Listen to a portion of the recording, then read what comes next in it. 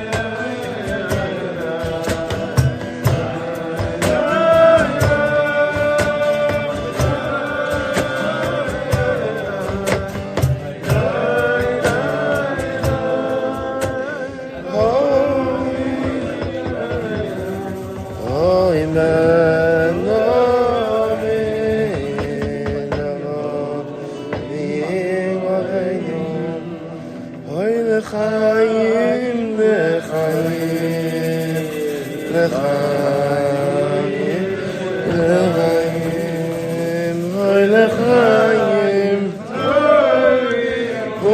Shalom l'chaim l'chaim. Dili la la la la mo yo yo ya bam bam bam ya di la la ya bam bam ba la la dili la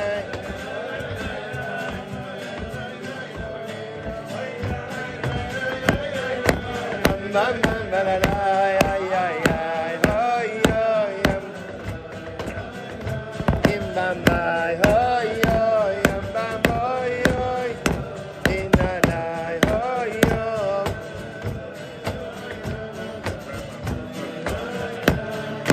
ay ay ay di la la ya la la bam ba yo bam ba ba la la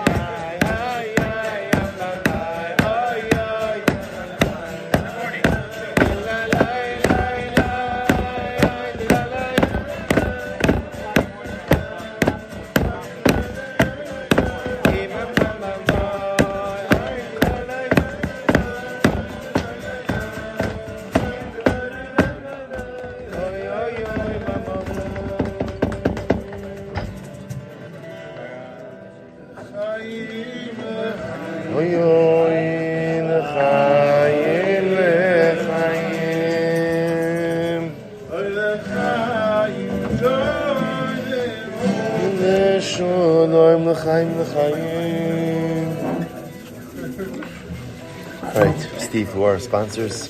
Sponsors for tonight: Rachim Kashayev in memory of his brother Moshe ben Shlomo. His neshama should have Aliyah. Amen.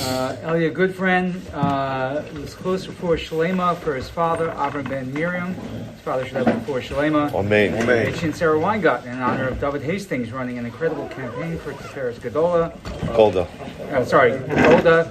Big Gedola. I got a drink last. And me, Leili Nishmas, my father, Nathan Galaska of Nachum Sender ben Mishal Nasan, whose third yard is actually tonight, Erev Shabbos. His neshama should have Aliyah. Amen. Shkach Bos, and of course, a tremendous shkach to Reb Tzvi for the beautiful spread that's here tonight. Shkach to Reb Eli, to Reb Zevi. For the beautiful Megina, we thank the Tulsa Mishpacha of Eretz Yisrael, who's our annual Talmud Torah sponsor.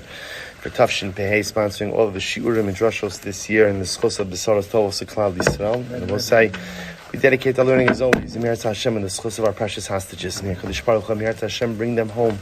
B'Shalom and B'Karov, and the Schos of our holy soldiers. May HaKadosh Baruch Hu allow them to be successful. B'Chol Ma'aseh Yadeihem. I would say, so tonight, I want to thank Rebelli, and actually, Rabbi Yaakov Ben Zakin also messaged me today that I'm still a little bit not sure what day it is, so it's good to be reminded, Baruch Hashem, that tonight is the yard site of the Bas Ayin, Rav Avram Dov of Avrich, who later on becomes the Rav of Tzfas, is buried in Tzfas, not too far from the kever of the Beis Yosef. He has his own ma'ara there with a couple of other tzaddikim. And so tonight is an incredible opportunity to be able to spend a little bit of time focusing on the Torah of the Bas Ayin. So what I want to do tonight is essentially two different things. I want to give you a little bit of a brief biographical sketch of who the Bas Ayin was, and then a couple of other pieces, quick pieces about his life. A couple of years ago I picked up this, they always come out with, Oz V'Hadar is coming out with a lot of the Sifrei Chassidus, and they have like the expanded biographies. The biography itself is about like 100 pages. Just about. So it gave me a good opportunity not to get through all of it, but to get through some of it. And then Amir Hashem, we're going to do a piece from the Rebbe actually on Chanukah that also ties in Amir Hashem to the Parsha as well. So first a little bit of biography. So we'll see if you look at the first page on your packet over here, where it says Toldos Harav HaKodesh Rabbi Avram Dov Me'avrish. So again, just to orient you, the Rebbe was born in 1765 in Ukraine, and he dies in 1840. And again, as I mentioned, he's buried in Tzfas. He actually was the Ashkenazic Rav of Tzfas. But just a little bit of his shalshalas. If you take a look, so it's on page Beis, the first page over here on your on the handout.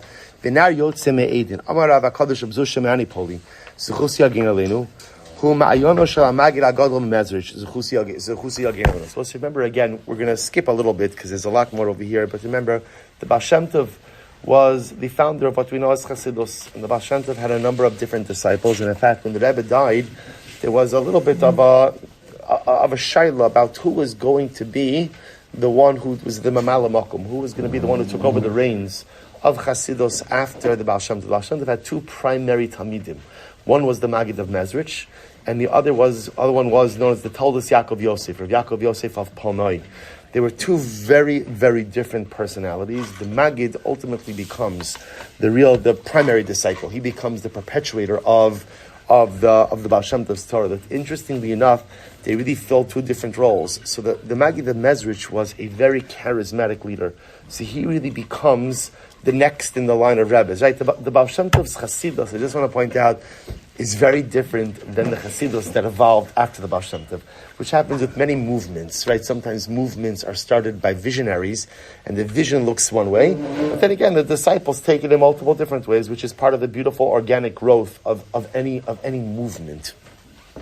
So the Baal Shem Tov had one view of Chassidus, and the Magid of Mezrich, to a very large degree, perpetuated that same idea. The Toldos Yaakov Yosef, of Palmai, the other Talmid Mufak of the Baal Shem Tov, becomes the one who really codified a lot of the Baal Shem Tov's works. Like whatever we have in writing from the Baal Shem Tov didn't write down his own teachings. Whatever you find in writing from the Baal Shem Tov was almost certainly codified by the Toldos Yaakov Yosef, or Yaakov Yosef of Palmai. So if you skip down a little bit, if you skip down to the third or fourth paragraph over here, so you can see again, after the Magid of Mezrich, the Magid of Mezrich had a primary disciple who was named of Rav Menachem Mendel of Vitebsk. That's in the second to last paragraph over here. Bal Priya Aretz Mitalmidei HaMagid Asher Hela Arti Yachad Imrei Harav HaKadosh Harav Avram Mikalisk Barosh Meos Talmidim Chasidim V'Kavu Moshavim Be'er Tiveria. So interestingly enough, the Baal Shem Tov had a number of his Talmidim who went on to establish communities in Eretz Yisrael. Amongst the first of them was Rav Menachem Mendel of Vitebsk, who went to Tveria. He established a community in Tveria. Ub'tkufas me'ocheres yoser Allah ari me'shinar harav HaKadosh Rabbi Avram Dober me'avrich tamido shel harav HaKadosh Rav Menachem Mendel mi'Chernobyl. So interestingly enough, so just to give you just the shalshalas a little bit over here, so you had the Baal Shem Tov. The Baal Shem Tov ultimately, again, after the Baal Shem Tov, the Magid of Mezrich, again, there's a lot of other branches, but I'm just consolidating it a little bit for now. After the Magid of Mezrich, Rav Menachem Mendel of Vitebsk. After Menachem Mendel of Vitebsk, you have Rav Menachem Nochum of Chernobyl. Chernobyl, remember again, and this is not a history lesson, but Chernobyl itself is one of the offshoots of Rezhin. Rabbi Saul of Rezhin, who himself again was direct from the Magid of Mezrich. So again, Rezhin has multiple branches off it as well. One of them was Chernobyl. And the primary Talmid of the Rebbe of Chernobyl, Rabbi Menachem Nochum of Chernobyl, was Rabbi Avram Dov of Avrich. Avrich was the town that he was the Rav of in Europe, in Ukraine. So that's where he gets named Rabbi Avram of Avrich. We'll see where the Bas Ayin comes from in just a little bit. So if you skip a little bit to the last paragraph on that page Beis, and I'm going to say, the packets are yours, so you'll learn it over Shabbos tonight, tomorrow, Shabbos. Rabbi Avram Dov, what was that? Sure. All right. So Rabbi Avram Dov, Zichus Yagin Alinu, Lo zachar lepri beten. So we'll say, amazingly enough, the Bas Ayin, Rabbi Avram Dov of Avrich, did not have children. He didn't have any children of his own. He says, "V'lo hosir acharav mamshich derech," and the truth is, there's no like Avrich Hasidim. Right? So it's interesting that the Rebbe of Avrich, the Bas Ayin, and again, the Bas Ayin, just so you understand, was the name of his sefer. So he becomes known by the name of his sefer, and he, as again, you have like Rabbi Levi Yitzchak Abeditchev, is often known as the Kiddushas Levi, after the name of his sefer. So many times you'll find people, and I will say it's a tremendous musar that sometimes again, your greatest accomplishments in life are not really the things you do during your lifetime per se, but it's the things that live on past you. Right? The goal of all of us is to build things, to build systems, to build things that live on when we are no longer here. So again, the Rabbi Avram Dov of Avrich is often known as the Bas Ayin, because that was the name of his sefer. So he didn't have any children. He didn't have any children. Achosir acharav chosam bilti nimcha shel Torah sabal Shem Tov beretz Yisrael hemshichyo shel yishuv hachasidim me'es aliyah rishon nimshach ach v'rach holdos l'mesiras nafshal. So we'll say it's not for tonight, but there are incredible stories about what the Bas Ayin did for the Jews of Tzfas, what he did for the Jews of Tzfas, and how he shepherded them through incredible difficult times. I will say, just so you understand, during the Rebbe's time, there were so many things that were going on. There were massacres, there were pogroms in Eretz Yisrael, and most of all, there were epidemics. There was cholera. So the Rebbe, and you have to understand, this is, I think, one of the most incredible things. There's the Rebbe, in Jewish leadership, what really characterizes the greatest leaders? And if you think about it, the truth is, it's not oratory ability, because you could be a totally hollow vessel and be a good speaker, right? You can come up with stuff and it doesn't have anything to do with who or what you are. So what is it? Talmud Chacham? The truth is, you can become a big Talmud Chacham and it doesn't necessarily speak to the quality of the human being you are. That's the truth. You can have a good head, a photographic memory. You can know Kala Torah Kula. What really makes great people great is the concern that they have for their fellow Jew. A sense of Mesiras Nefesh, a willingness to do anything and everything for one's fellow Jew. So the Bas Ayin, you have to understand, so in the end of his life, so the Rebbe dies in 1840. Already in 1837, for years already, there was tremendous cholera epidemics in Tzfas. And the Rebbe would operate hospitals in Tzfas, and he would make the rounds in Bikur Cholim. His Chassidim begged him not to go to the cholera wards. They said, Rebbe, you can't go. You're too important. You're the money. You can't go. The Rebbe wouldn't hear of it. The Rebbe contracted cholera. And he died. He died ultimately again of cholera. So sometimes, you come across personalities and stories of people who are so selflessly devoted to the other. Literally, again, to the point of literal self-sacrifice. And it's such an incredible thing. And I guess what's so overwhelming is that, the Rebbe didn't have children. But you think about it, that here we are on a Thursday night, right? A few hundred years later, a little less than 200 years later, right? And amazingly enough, we're learning the Bas Ayin. So the Rebbe didn't merit biological children, but by coming together on his yahrzeit, and being able to learn his Torah, so we have the schus to be his spiritual children. And in that respect, the Rebbe lives on through his Torah, the Rebbe lives on through his Mesiras Nefesh. And you see this, even though normally this slot we do the Piazetzna. What was the Piazetzna doing during the final years of his life? What was he doing? He was operating clandestine shuls and yeshivas and orphanage and the soup kitchen. It's incredible. And it's so important because sometimes, when we speak about Gedolim, so we have this image in our mind of people who have been learning Torah, from the first time that they could speak. And we often think to ourselves that I can never be someone like that for a variety of different reasons. Maybe you can't be the biggest Talmid Chacham in the world. That's possible. Not everybody's cut out for that. But you could be a Gadol in Chesed, and you could be a Gadol in Avas Yisrael, you could be a Gadol in Avas Chinam. And that doesn't matter if you're from birth, if you're about Tshuva, if you read Hebrew, you don't read Hebrew, you learn Torah, you don't. Every single Yid has the ability to be a Gadol, B'Torah's Chesed, B'Torah's Avas Chinam, B'Torah's commitment to the other. And that was the Bas Ayin, incredibly dramatic. There's a lot more to say about the Bas Ayin also. He had a tremendous love of Eretz Yisrael. All right, so I'll just read to you. So the Rebbe was Zocha to go to Eretz Yisrael, and again, on this Rebbe will say it's not like today. You know, you go to Eretz Yisrael, and what's the biggest challenge? You know, if you're going to visit Eretz Yisrael, the biggest challenge. What's the biggest challenge? Where to eat? Where which hotel are you going to stay at, right? Or which restaurant? Which restaurant? So you have to understand the Eretz Yisrael they went to was a hostile environment. But the Rebbe wrote, he says, Masos nafshel sherabeinu haisalalos li Eretz HaKodesh ulechonin es afra. All the Rebbe wanted was the ability to step on the holy soil of Eretz Yisrael. Mar b'haya l'daber b'shvacha shel Eretz ha'avos v'hayu einav v'libo sham kol hayamim. The Rebbe's heart and his eyes were in Eretz Yisrael all the years. Rabbeinu ro'a ba'Eretz Yisrael shlemos ha'avoda v'kabalas ol malchus shamayim. The Rebbe saw in Eretz Yisrael not only just a beautiful place in a holy land, but he saw Eretz Yisrael, specifically living in Eretz Yisrael, as an actualization and a completion of one's avodas Hashem and the acceptance of one's yoke of heaven. That Eretz Yisrael is not just a night's thing, but the Rebbe felt Eretz Yisrael was an indispensable part to one's personal Kiddusha.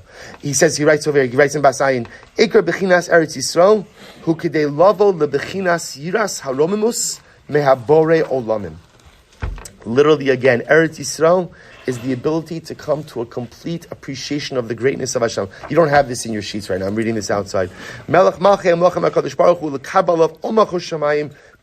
of course, this feeling and this understanding of Eretz Yisrael ultimately again are what led the Rebbe to go to Eretz Yisrael. Again, it sounds strange to us, that he left the life of comfort in the Ukraine, which is a little bit crazy to say, right? Everything's relative, but like in the 1800s, late 1700s, early 1800s, life in the Ukraine was easier than life in Eretz Yisrael. As crazy as that sounds, but that was the reality.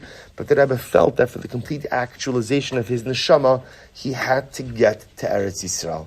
Again, so he spent some time in Yerushalayim, spent some time in Tveria, but ultimately makes his home in Tzfas, serves as the Ashkenazic rabbi in Tzfas, established a community of Chassidim in Tzfas, and this was the Bas Ayin. So we'll see, if you turn to the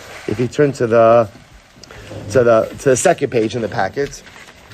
So this is at the end of the biographical section over here. So the Rebbe writes, not the Rebbe, but it's written over here. This is the intro. Even though the Rebbe was not Zocha to leave behind children, Zocha sheyichakek shmo lenetzach ben shimos hagdol mashab aretz b'shal tamidav b'amshiche darko hatzadim barchosav u'b'shal sifra hamufla Bas Ayin. The Rebbe didn't leave behind children, but he left behind the Sefer. He left behind Torah. And this Torah was codified in the Sefer called Bas Ayin. But Sifra Nilkutu HaToros, Divrei Elokim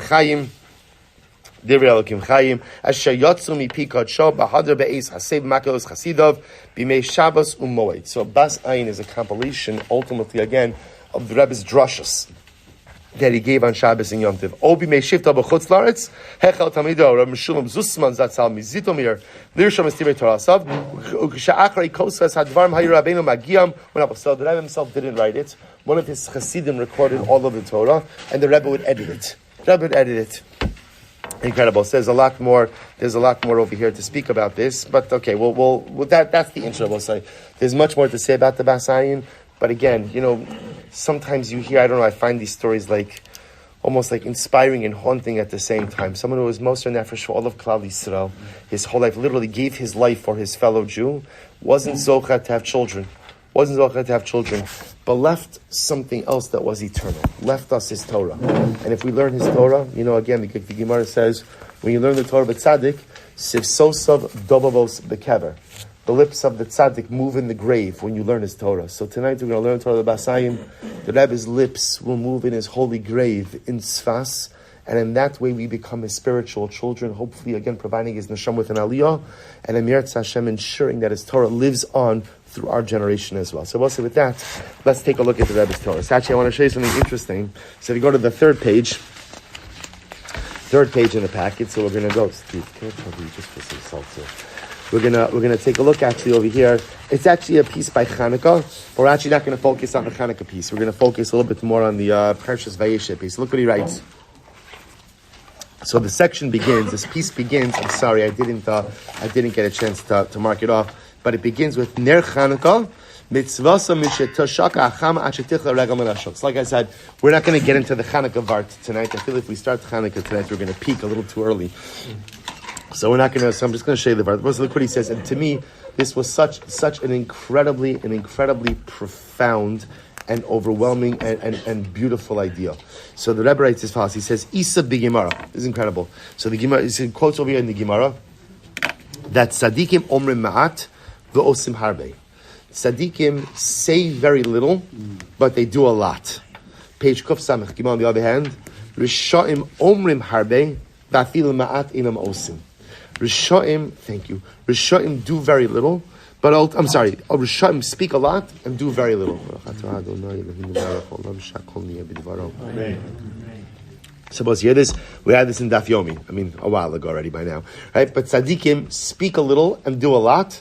Rishaim speak a lot and do very little. So Rebbe says, what does that mean? He says, Va'inyanhu, ki ikar avdus Hashem la'avod oso yisparach betlas levushin. This is such a beautiful idea.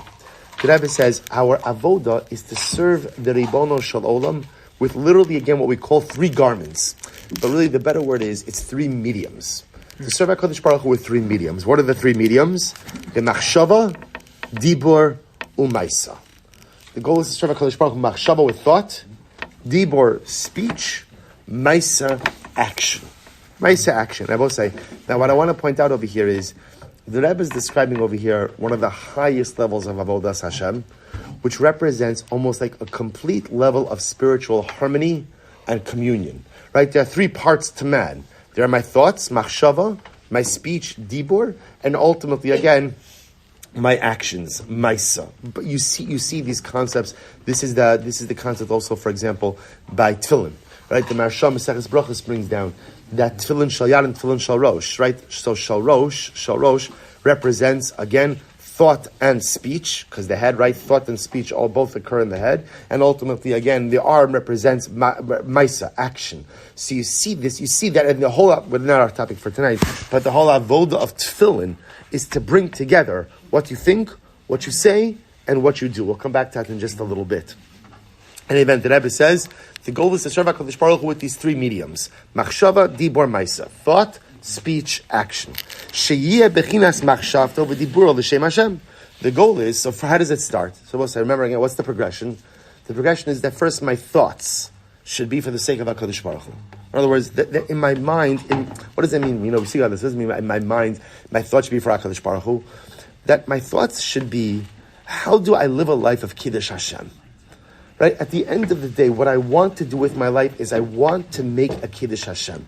I want to be a Kadeshim Shemayim. I want to, right? What does every single child want more than anything? Until we grow up and become jerks, right? But when we're young, right? What do we want more than anything? Parental recognition and love. Parental love. Make our parents proud. At the end of the day, right? I want the love, but I also know the way to get that love is to give nachos. I want to make my parents proud. I want to make them proud. And what is true with a human relationship is also true with the Ribono Shel Olam. At the end of the day, what do I want? What's my machshava? My machshava is I want the Ribono Shel Olam to be proud of me. I want him to look down from Shemaim and I want him to say, I'm so happy that I created Shmuel. So I'm so happy that he created me. I'm so happy I created him because look what he's doing with his life. Look how he's spending his time. Look how he's taking his kohos. So that's the machshava, right? Dibur, what's dibur? When I articulate my life plans. Also, how do you make your plans? The Ramchal writes about this in the introduction to Mesilas Yesharim. Ramchal says that a Yid has to ask himself one question. What's the one question? Right? That's always a safe one, right? Right? No. What is my obligation in this world? See, also, if you notice, by the way, Ramchal is highlighting over here is we ask ourselves the wrong question. What's the question we always ask ourselves? What do we ask ourselves? What do I want to do? What do I want to do when I grow up? What do I want to do when I grow with my life? That a Yid doesn't ask that question. A Yid doesn't ask, what do I want? A Yid asks, what does HaKadosh Baruch Hu want? What does Chassidus Chaburah? You know, Rabbi Soloveitchik points this out, that when, then a couple of parshios from now, when Yosef is wandering looking for his brothers, and he meets the ish, he meets the man, and the man asks Yosef, "Ma tivakesh?" Yosef, what do you want out of life? What do you want? So Ramchal says, what does a Yid want? What I want is what HaKadosh Baruch Hu wants. Ma chovaso ba'olama. What is my obligation in this world? So in my thoughts, my machshava, HaKadosh Baruch Hu, I want to give you nachas. In my speech, when I articulate the life plan, I want that life plan ultimately, again, to highlight what is my obligation. That's what I both say. You know, we go through life. I don't know, we go through life and we forget that there's a mission. There's a mission. There's something to do here. There's something to accomplish. There's something to do. You know, it was so... You know, now when you go in Ben Gurion, you know, they have all of the hostage posters there. So there's one set by arrivals and one set by departures. And it's interesting, you know, you see the Bibas family is there. And little Kfir Bibas, who's now 1 year old, turned 1 year old in captivity.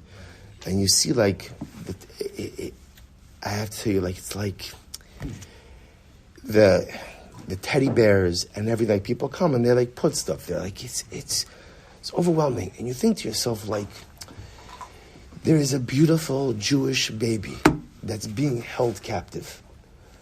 And meanwhile, I'm free. I'm free. Yeah. I'm free. Right? I'm free. And I have my kochos. And I have money. Okay, you want more money. Everybody wants more money. Right? And I have my health. Oh, I wish I was healthier. Okay. And I have a family. Oh, I wish my family was more functional. Okay, everybody does, right? And all the different things. And all the different things. And yet, we're mevaz vezes hazman. We let time slip through our fingers without forgetting that we have a mission. That we have a mission. That we have something to do here. That we have something to accomplish in this world. Ma chovaso ba'olamo. What is my mission in this world? So my machshava, my thoughts have to be directed. How can I make HaKadosh Baruch Hu proud of me? My dibor, my speech, what am I going to do to fulfill my obligation in this world? But I will say, but you know what the problem is? It's easy to have machshavas, and it's easy to articulate the beautiful life vision. What's the tricky part? Maisa, execution. So I have to take the machshava and the dibor and turn it into maisa, and turn it into actions. That's my avoda. Ulekasher, bechinas maisa lebechinas machshava v'dibor she'egam maaseh l'shem Hashem. Va'az yeh bebechinas shaveh. Hainu shu machshava dibor u'maisa shalosh shavim lavodas yispark. So we'll say this is incredible. The Rebbe highlights this concept that there is a concept of shaveh. You know what we would call this in English? How would you translate shaveh? Equal. Equanimity. That is a real word, by the way. It's not equanimity. Right? Equanimity. To live in perfect spiritual equilibrium. That is called the state of shaveh, where my machshava, my dibor, and my maisa are all aligned. They're all aligned. That's it. So what I think about accomplishing, what I say I'm going to accomplish, and what I actually do all line up. And the Rebbe goes on and he says, he has some beautiful esoteric piece over here about letters, which we're not going to get into. So skip down a little bit to the end of this paragraph. He says, V'lazeh, this is incredible. V'lazeh, hatzadikim shemekasher ma'aseim lebechinas dibor machshava, shelahem shedveika b'borei kol olam baruch hu, ayidezeh osim harbe. So it says, this is a pshat in the Gemara. What is the difference between tzadikim and rishaim? Tzadikim, omrim ma'at, v'osim harbe. What does that mean? The tzadikim spend not so much time talking, but rather what do? They identify what's the machshava, they identify what's the dibor, and then they spend the bulk of their time in what? Execution. That's tzadikim. Omrim ma'at va'osim harbe. Again, you have to crystallize, you have to concretize. What is the machshava? Right, HaKadosh Baruch Hu, what's I have to think about what's my goal. I have to articulate, because remember, again, in life, it's not just enough to think things. You have to articulate them. I think what I'm going to do, I articulate it, but then I do it. Tzaddikim speak very little about what they're going to do and spend the bulk of their time doing. Conversely, Rishaim, Omrim Harbe, Va'osim Ma'at.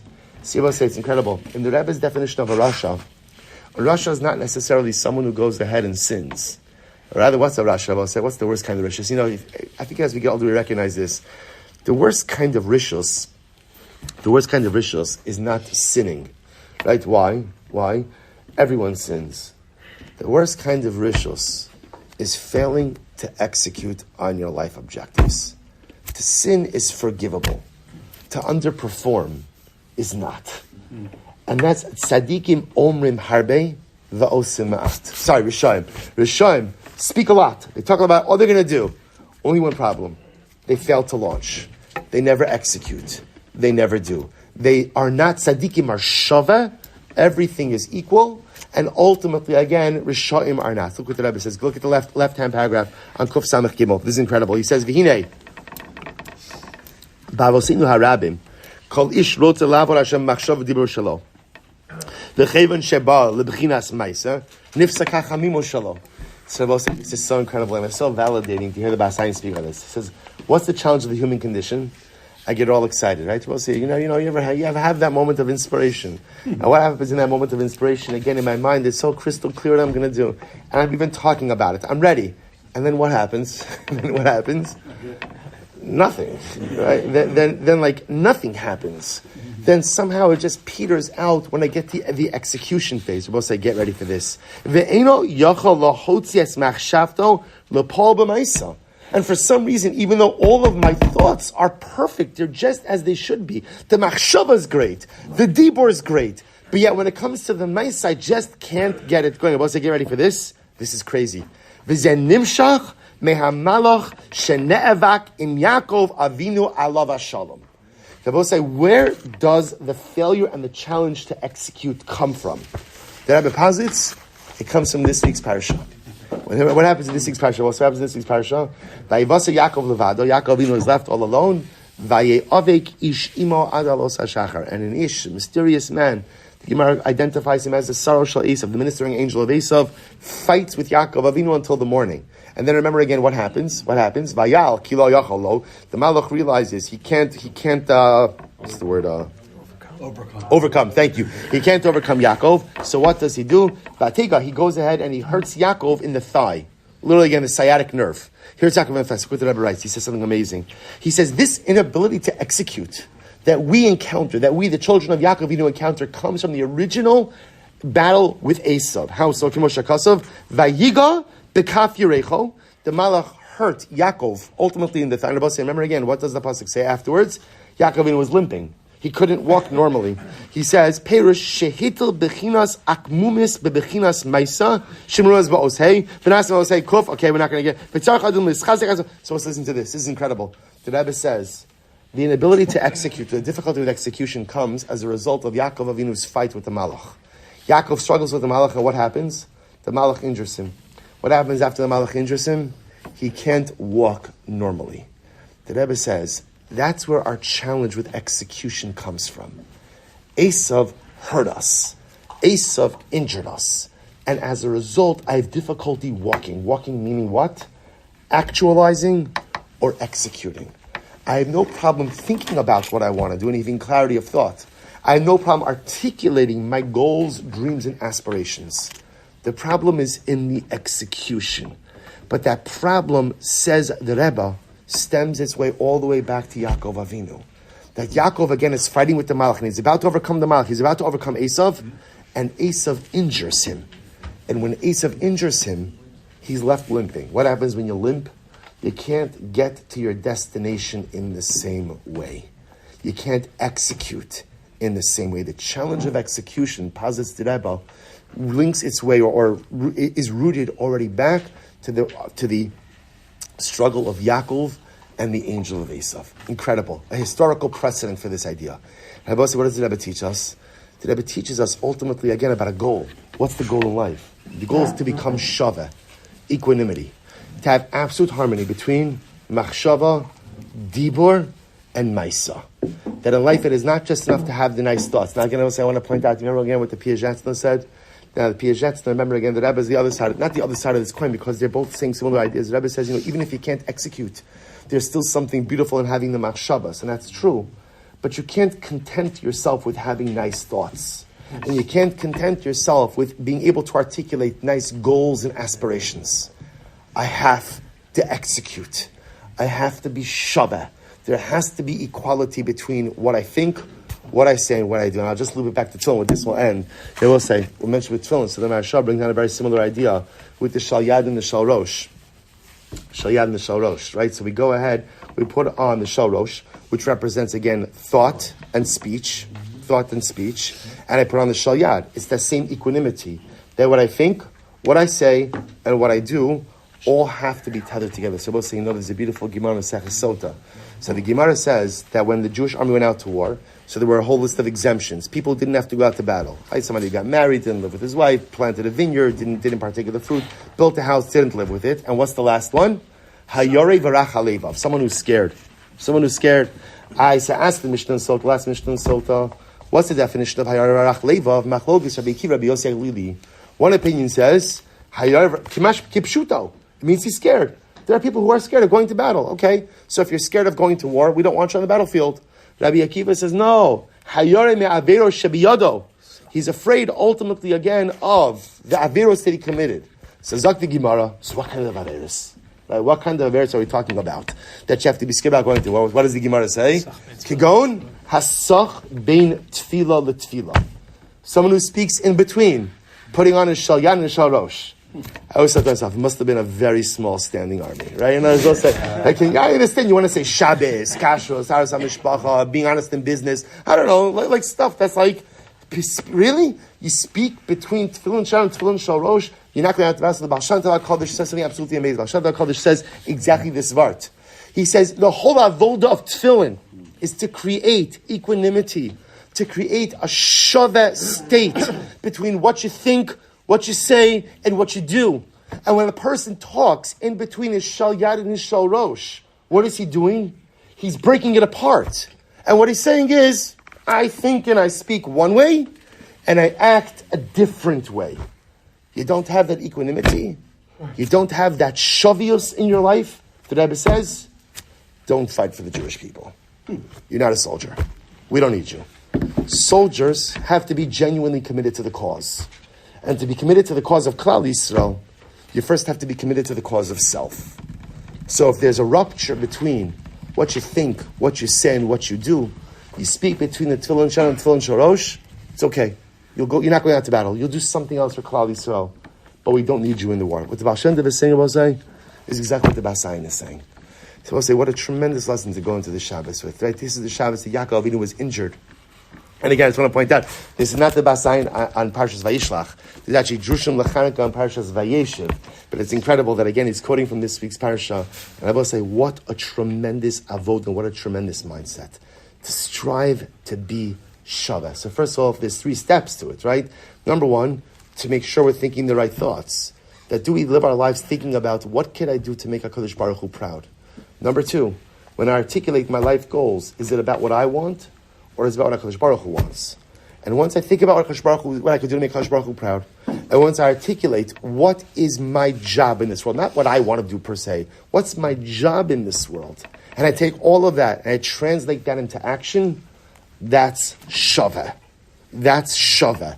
And when you're shaveh, you have the ability to overcome and to conquer anything. When you're shaveh and you're not speaking between Tefillin Shal and Tefillin Shal Rosh, then you will be successful, not only on the battlefield of Klal Yisrael, but in your personal battlefield as well. All right, we'll stop it for tonight.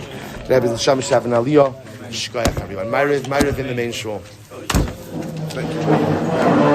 Rabbi, this was just for this weekend, for the yard site. Correct. Next week is Baruch Hashem.